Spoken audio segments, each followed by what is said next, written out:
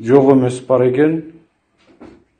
Урматтуу кыргыз элим, өзүңүздөрдү сактаныңыздар. Тилекке каршы bir үй-бүлөдөн 3 адам жуктуруп алдык.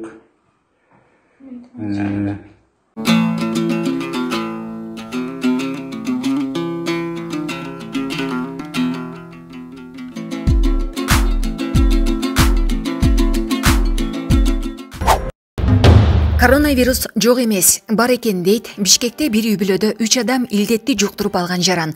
Алар учурда Борбор каладагы номер 6 шаардык клиникалык ооруканасына жаткырылган. Сак болуңуздар, биз bir үй-бүлөдө 3 адам коронавирус жуктуруп алдык. Жок деп өздүк гигиенаны сактабай койбогула дейт вирусту жуктуруп алган бейтап ооруканадагы шарттар тууралуу тарткан видеосунда. Маалымат булагы репортер Кейжи.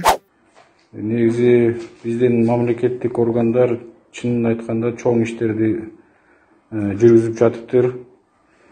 Мына бардык шарттар менен мүмкүнчүлүктөрдүн баарын аракет жасап дегендей. Биздин медиктерибизге рахмат. Өзлөрүнүн аракеттерин жасап иштерди аткарып атышат. Негизи айта кетчү нерсе, эл журт өзүңүздөрдү сактангыла.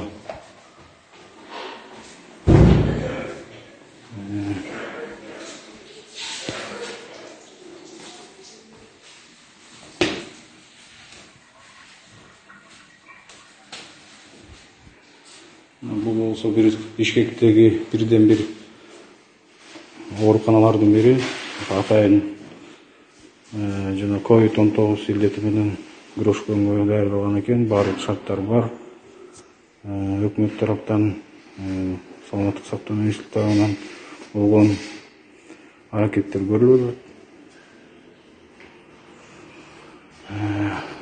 Ачык айтканда палаталар жетиштүү экен. Шарттар бар. Ысык суу